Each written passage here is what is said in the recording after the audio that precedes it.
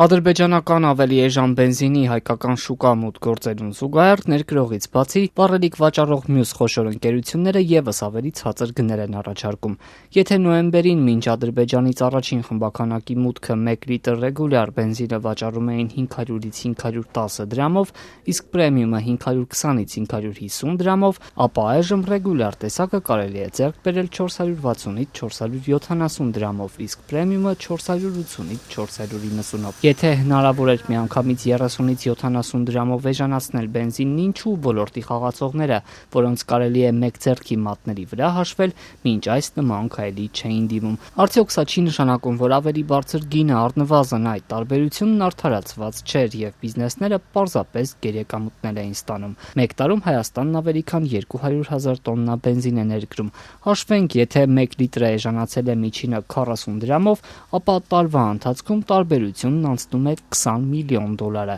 Եթե բենզինը չեժանանար, հայաստանցիներն ընդհանուր առմամբ տարեկան առնվազն այսքան գումար էին կորցնելու միայն վառելիք գնելու համար։ Արդյոք սա թալան չէ, դեռ որքան իջնելու տեղ ունեն ընկերությունները։ Մրցակցության եւ սպառողների շահերի պաշտպանության հանձնաժողովի նախագահ Գեղամ Գևորգյանը, որի ղեկավարած կառույցը փաստել էր ոլորտը վերահսկող խոշոր ընկերությունները հակամրցակցային քայլերի են դիմում, այս պահին խնդիրներ չի տեսնում։ Ինքը անդադ գնի փոփոխության հարց է, բայց դուք ուզում եք, որ ամեն դրա փոփոխման պարագայում մենք այս 4 տնտեսվող կամ 5 տնտեսվող գործ հարուցենք, տանենք, այդ չի, բայց ինչի անենք այդ։ Ադրբեջանական ավելի էժան վառելիքը վաճառում է իշխանական падգամավոր Խաչատուր Սուքասյանի ընտանիքի բիզնես կոնցերնի մաս կազմող Run Oil ընկերությունը։ Մյուս խոշորներն են CPS Energy Group-ը, Flash-ն ու Max Oil-ը։ Ըստ մրցակցության եւ սպառողների պաշտպանության հանձնաժողովի 2022-ից սկսած ավելի քան 2.5 տարի շարունակ նրանք բենզինի գները ձայն-ձայնի տված փոխել են։ Գները բարձրացրել են նույնիսկ այն դեպքում, երբ ինքնարժեքն իրականում նվազել է։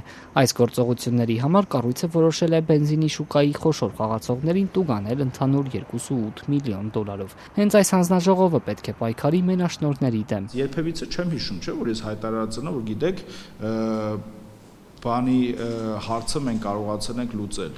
Ընդհակառակը մենք ասում ենք, որ այդ հարցը չեն կարողանում լուծել։ Նախագահ Գեղամ Գևորգյանը թեև ընդունում է, իրենց չի հաջողվել բենզինի շուկան մրցակցային դարձնել, սակայն խոշոր ընկերությունների վերաբերյալ կոշտ գնահատականներ չի տալիս։ Տվեն տնտեսվարները պետք է իրենց ապրանքը թանկով ձեռք բերած ապրանքը պետք է կարողանան վաճառեն եւ ստիպված սկսեցին ինչ-որ փոփոխությունների գնալ, այո, դա այդ ազդեցությունը նաեւ կա եւ միևնույն ժամանակ որոշակի հանգամանքներ են, իհարկե կա այդ ազդեցությունը, եմ ասում, եթե վաղը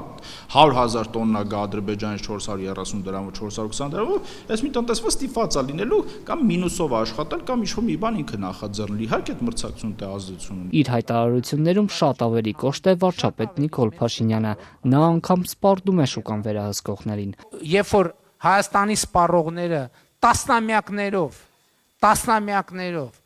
10 տրիլիոնավոր դրամներ ավել են վճարել այդ ամեն ինչի համար, ոչ մեկ բնականաբար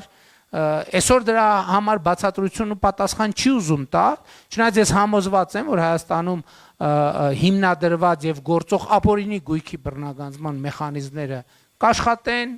համբերատար եւ բոլոր այս հարցերին կտրվի պատասխաններ։ Վարչապետը, որը նախկինում պնդում էր Հայաստանում մենաշնորհներ չկան, այսօր ընդունում է դրանց առկայությունը, մինչդեռ մենաշնորհների դեմ պայքարը հենց իր ղեկավարած թիմի գործն էր։ Նույն այս ընկերությունները շարունակել են աճել իր կառավարման գրեթե 8 տարիների ընթացքում։ Սեփական պատասխանատվության մասին Նիկոլ Փաշինյանը որևէ բառ չի ասում։ Այն մենաշնորհները, որոնց մի ծայրը Հայաստանում էր, մի ծայրը Հայաստանից դուրս, մեզ չէր հաջողվել այդ մենաշնորհերի այդ խնդիրները լուծել։ Եվ հիմա մեր բոլորի առաջ բենզինի եւ դիզվառելիքի շուկայում հաստատված